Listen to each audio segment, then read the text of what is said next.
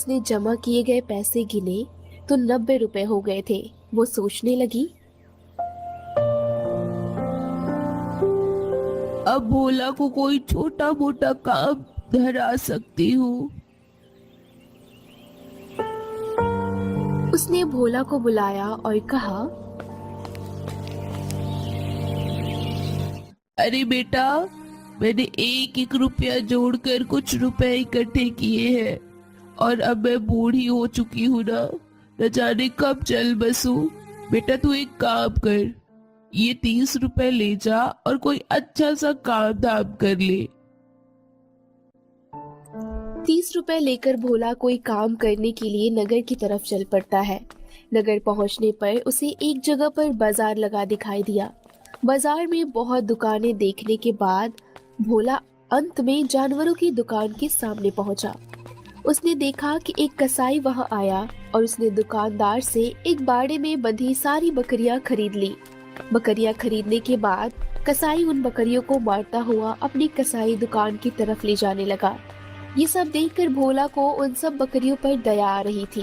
तभी उसमें से एक छोटी सी कमजोर बकरी गिर पड़ी और कसाई उसे भी मारने पीटने लगा। अरे, कितना बेरहम इंसान है। तभी भोला सोचने लगता है। जब भोला से देखा ना गया तो वो बोला, अरे भाई, तुम इस कमजोर बकरी को मत मारो। यदि चाहो तो इस छोटी बकरी को मुझे दे दो। अच्छा, तुझे बड़ी दया आ रही है तो निकाल 30 रुपए और ले जा इसको। भोला बकरी को खरीदने के लिए तुरंत तैयार हो गया और उसने 30 रुपए उस कसाई को दे दिए। भोला बकरी को लेकर घर पहुंचा तो उसकी माँ कहने लगी,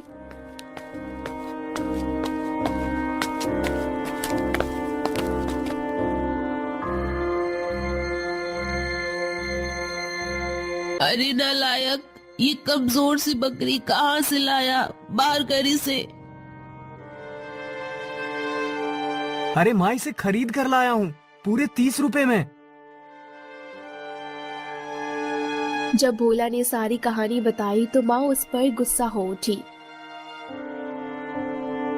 अरे बेवकूफ, तूने मेरी मेहनत की कमाई इस बेकार सी बकरी को खरीद कर बर्बाद कर दी। जा, दूर हो जा मेरी आंखों के सामने से। भोला निराश होकर बाहर चला गया। भोला के दिन रात देखभाल करने से वो बकरी कुछ ही दिनों में बिल्कुल सही हो गई। परंतु मीरा वो बकरी से अभी भी खुश नहीं थी। वो एक दिन सोचने लगी,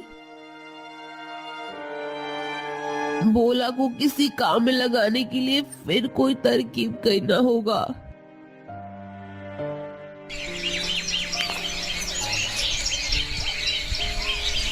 सुबह एक दिन मीरा ने फिर भोला को 30 रुपए देते हुए बोला, इस बार सोच समझ कर कोई चीज लाना। अगर इस बार तूने कोई बेकार की चीज खरीदी तो मुझसे बुरा कोई नहीं होगा। ठीक है माँ, मैं ध्यान रखूंगा। भोला 30 रुपए लेकर घर से निकल गया और चलते चलते एक तालाब के किनारे आ पहुंचा। तभी उसके रोने की आवाज सुनाई दी।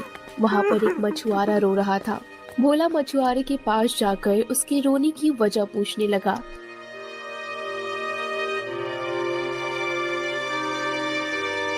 क्या हुआ भाई, इतना रो क्यों रहे हो? अरे भैया, क्या बताओ, आज मुझे राजा को मछली पकड़ कर देना था, परंतु पास में ना तो 1 रुपया है और ना घर में खाने के लिए एक बखत की रोटी, और आज पूरे दिन में सिर्फ यही एक मछली हाथ लगी है। अब तुम ही बताओ भाई, इस एक मछली से क्या करूं? इसे राजा को दूं या इसे अपने परिवार के लिए ले जाऊं? अगर नहीं दिया राजा को तो हमको जान से मरवा देगा। गरीब मछुआरे की बात सुनकर भोला को उस पर दया आ गया और बोला, अरे भाई रो मत, तुम एक काम करो, ये 30 रुपए रख लो और मुझे ये मछली दे दो। इस तरह 30 रुपए में भोला को वो मछली बेचकर मछुआरा खुशी खुशी अपने घर चला जाता है। भोला भी उस मछली को लेकर खुशी खुशी घर चला आया और सारी कहानी माँ को सुनाया। माँ ने उसे खूब डांटा और खूब पीटा, पर भोला चुपचाप ही रहा। माँ के चले जाने के बाद छोटी मछली को पानी से भरे एक बर्तन में डाल दिया और भोला मछली और बकरी का बहुत ख्याल रखता था। और माँ को बकरी के साथ साथ मछली भी बिल्कुल नहीं पसंद थी।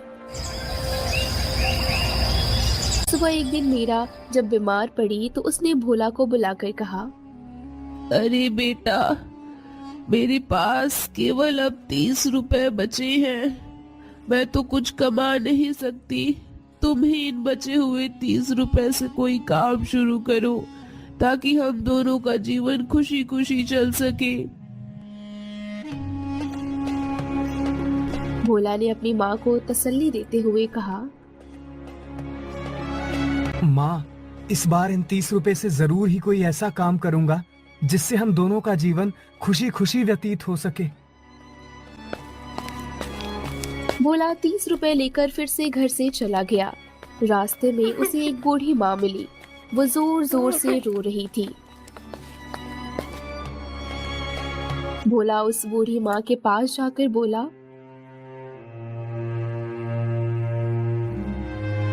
अरे बूढ़ी माँ, तुम इतनी जोर जोर से क्यों रो रही हो? क्या बात है? अरे बेटा, मैं मटके बनाती और बेचती हूँ, परंतु एक हफ्ता से मेरा कोई मटका नहीं बिका है और तब से ही मैं भूखी हूँ। बेटा तुम ही बताओ, मैं अपनी तकदीर पर रो नहीं तो क्या करूँ? इतना कहकर बुढ़िया जोर जोर से रोने लगी। भोला का मन एक बार फिर फिसल गया और वो बोला, अरे बूढ़ी माँ, तुम रोना बंद करो। ये 30 रुपए तुम अपने पास रख लो और मटका मुझे दे दो। भगवान तुम्हारा भला करे बेटा। बुढ़िया 10 रुपए के मटके के बदले 30 रुपए लेकर चलती बनी। भोला सोचने लगा,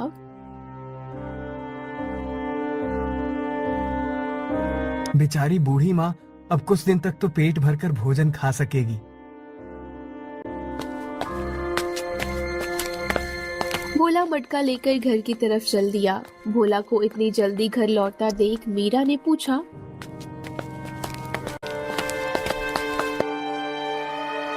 अरे बेटा, क्या किया 30 रुपए का? क्या कोई काम समझ में नहीं आया? और ये मटका कहाँ से उठा लाया तू? भोले ने सारी बात सुना डाली और बोला, अरे माँ, मुझे एक बूढ़ी माँ का दुख दर्द देखा ना गया, इसीलिए 30 रुपए के बदले में उनसे ये मटका ले लिया।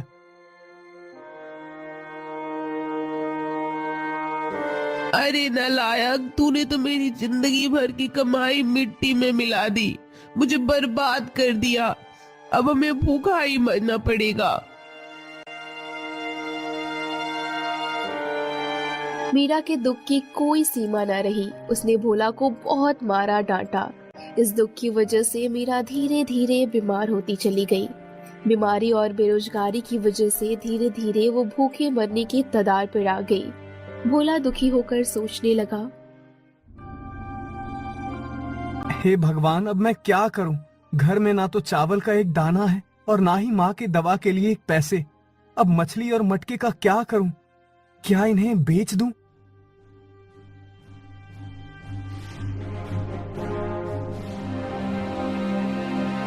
तभी उदास भोले के कान में एक अजीब सी आवाज सुनाई दी। भोला, तुम आज इतने उदास क्यों हो? बताओ तो। भोला ने चौंक कर इधर उधर देखा, परंतु बकरी के सिवाय उसे वहां कोई नहीं दिखा। तभी उसकी नजर बकरी पर पड़ी और वो बोला, अरे बकरी रानी, क्या ये तुम बोल रही हो? हाँ भोला, मैं ही बोल रही हूँ। क्या तुम मुझे अपनी उदासी का वजह नहीं बताओगे? जरूर बताऊंगा बकरी रानी। तुरंत भोले ने बकरी रानी से घर की सारी परेशानियां बताने के पश्चात अंत में कहा, इधर माँ बीमार है और उधर घर में खाने को चावल का एक दाना तक नहीं है। अब तुम ही बताओ, मैं निराश न होऊं तो क्या करूं? इतना सब कुछ सुनकर बकरी रानी बोली, भोला तुम एक काम करो, मुझे कहीं से भी लाकर दूध पिलाओ, फिर मेरा दूध निकालो और उसे एक बंद कमरे में रात भर अंधकार में रखो, और बाकी क्या करना है सुबह बताती हूँ मैं तुम्हें। अच्छा ठीक है बकरी रानी, मैं ऐसा ही करता हूँ। किसी पास पड़ोस से उधार लेकर भोला ने दूध खरीदा और सारा का सारा बकरी के आगे रख दिया। बकरी ने सारा दूध पी लिया। बकरी का सारा दूध पीने के बाद जब भोला ने उसका दूध दूह लिया तो बकरी रानी बोली, भोला जाओ, अब इसे बंद कमरे में अंधेरे में रख दो। भोले ने ऐसा ही किया।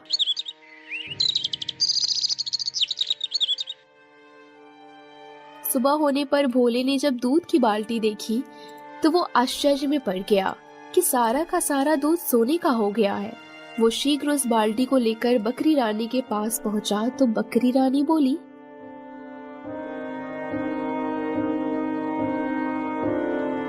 घबराओ मत भोला, जो मैं कहती हूँ तुम उसे बड़े ध्यान से सुनो। ये सोने का दूध तुम राजा इंद्र सिंह के पास ले जाओ।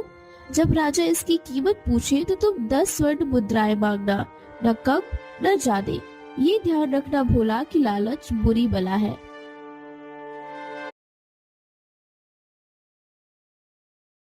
बकरी रानी, मैं ध्यान रखूंगा। अच्छा ठीक है, अब मैं चलता हूँ। भोला दूध लेकर राजा इंद्र सिंह के दरबार में पहुंचा और दरबारियों को सोने का दूध देकर बहुत अचंभा हुआ। फिर राजा ने खुश होकर बोला, हम बहुत खुश हुए नौजवान। इस दूध की तुम हमसे क्या कीमत चाहते हो? भोले ने बकरी रानी के कहे अनुसार ही कहा, महाराज, इसके दाम सिर्फ 10 स्वर्ण मुद्राएं हैं। क्या? सिर्फ 10 स्वर्ण मुद्राएं? परंतु दूध की जांच पड़ताल करने के बाद जब राजा इंद्र सिंह और भी दरबारियों को भरोसा हो गया कि दूध वाकई में सोने का है तो महाराज कहने लगे, महामंत्री जी, इसको 10 स्वर्ण मुद्राएं नहीं बल्कि 20 स्वर्ण मुद्राएं राज्य की ओर से दे दी जाएं। जैसी आपकी आज्ञा महाराज। राजा की बात सुनकर भोला कहने लगा, महाराज, मैं ये दूध सिर्फ 10 स्वर्ण मुद्राओं में ही बेचूंगा, अन्यथा नहीं। महामंत्री जी, इसे 10 स्वर्ण मुद्राएं ही दे दी जाए। जैसी आपकी आज्ञा महाराज। 10 स्वर्ण मुद्राएं लेकर भोला खुशी खुशी अपने घर वापस लौट आया और कहने लगा, ये देखो माँ, सोने की 10 स्वर्ण मुद्राएं। अब हमें कभी कोई तकलीफ नहीं उठानी पड़ेगी। अरे बेटा, 10 स्वर्ण मुद्राएं कहाँ से लाया रे तू? कहीं चोरी तो नहीं किया तूने? सच सच बता। अरे माँ, मैंने चोरी नहीं की है, मुझे राजा ने दी है। फिर भोला ने सारी कहानी अपनी माँ को बता दी। भोला की बात सुनकर उसकी माँ बहुत खुश हुई और कुछ ही दिनों में वो बिल्कुल ठीक हो गई। फिर भोला के घर में किसी चीज की कमी नहीं रही। बकरी रानी को भोला रोज दूध पिलाता और उसका दूध निकालता, और जब दूध सोने का बन जाता वो उसे राजा को देकर महामंत्री से 10 स्वर्ण मुद्राएं प्राप्त कर लेता। धीरे धीरे भोला उस गांव का सबसे धनी आदमी बन गया। भोला के दिल में दयालुता तथा नेकी अब भी थी। अपने सुंदर से घर में बैठकर वो खाना खा रहा था, तभी उसके कानों में एक आवाज सुनाई दी। अरे भोला सुनो। अरे कौन बुला रहा है मुझे? भोला ने इधर उधर देखा, लेकिन उसे कोई दिखाई नहीं दिया। उसकी नजर उस मछली पर पड़ी। अरे भोला, ये मैं तुम्हारी मछली रानी बोल रही हूँ।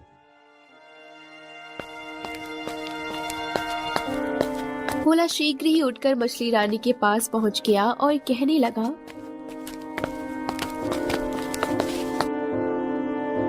बोलो मछली रानी, तुम क्या कहना चाहती हो? तुम्हें बोलता देखकर मुझे बड़ा आश्चर्य हो रहा है। भोला, तुम एक नेक और दयालु आदमी हो। क्या मेरी एक बात मानोगे? मुझे अपने माता पिता से दूर हुए काफी दिन हो गए हैं। वो मेरे लिए दुखी हो रहे होंगे। अगर तुम मुझे वापस तालाब में छोड़ आओ तो मैं तुम्हें वचन देती हूँ कि कठिन समय में तुम्हारी मदद करूंगी। भोला स्वभाव से ही दयालु था। वो शीघ्र ही मछली रानी को लेकर तालाब की ओर चल पड़ा। तालाब किनारे पहुंचकर उसने मछली रानी को पानी में छोड़ दिया। तब मछली रानी बोली, धन्यवाद भोला। जब कभी तुम्हें मेरी सहायता की जरूरत पड़ी तो 4 बार मछली रानी कहकर बुलाना। तुम जहाँ भी होगे मैं तुरंत आ जाऊंगी। ठीक है मछली रानी, जब भी जरूरत पड़ेगी तो मैं बुला लूंगा। इतना कहकर भोला वहां से चल पड़ा। इधर भोला की बढ़ती लोग नेकी और अमीरी की चर्चा राज्य के अन्य धनी लोगों में ईर्ष्या होने लगी थी। एक आदमी कहने लगा, अरे सुनो भाई, अगर भोला की लोकप्रियता इसी तरह फैलती रही और उसका धन दौलत बढ़ता रहा तो हम सब एक दिन बर्बाद और कंगाल हो जाएंगे और वह महाराज की आंखों में सही व्यक्ति बन जाएगा। तभी दूसरा आदमी कहने लगा, परंतु भाई हम कर भी क्या सकते हैं? अरे भाई, अगर किसी तरह राजा को उसके विरुद्ध भड़काया जाए तो हमारे रास्ते का कांटा आसानी से साफ हो सकता है। अगर हम किसी तरह राजा के विशेष दरबारियों को अपनी ओर मिला लें तो ये काम आसान हो सकता है।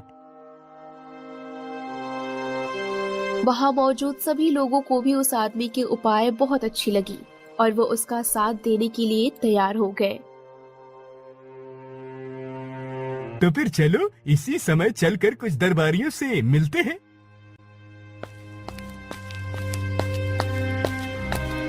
अपने कहे अनुसार वे राजा के कुछ विशेष दरबारियों से मिले और उन्हें ढेर सारा सोने का सिक्का उपहार में देने के बाद कहने लगे, भोला महाराज को धोखा दे रहा है। श्रीमान जरूर उसके साथ कोई जादुई सामान है। आप महाराज को जाकर अवश्य बताइए। वो सब दरबारी मिले उपहार की लालच में आकर और उनके बहकावे में आ गए।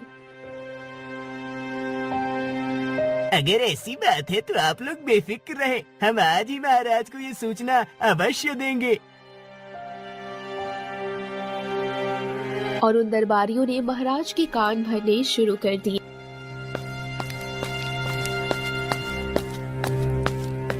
महाराज, अगर भोला इसी तरह रोज सोने का दूध आपको बेचकर 10 स्वर्ण मुद्राएं लेता रहा तो एक दिन राज्य का धन खाली हो जाएगा और दूध का क्या भरोसा, क्या पता वो एक दिन सोने के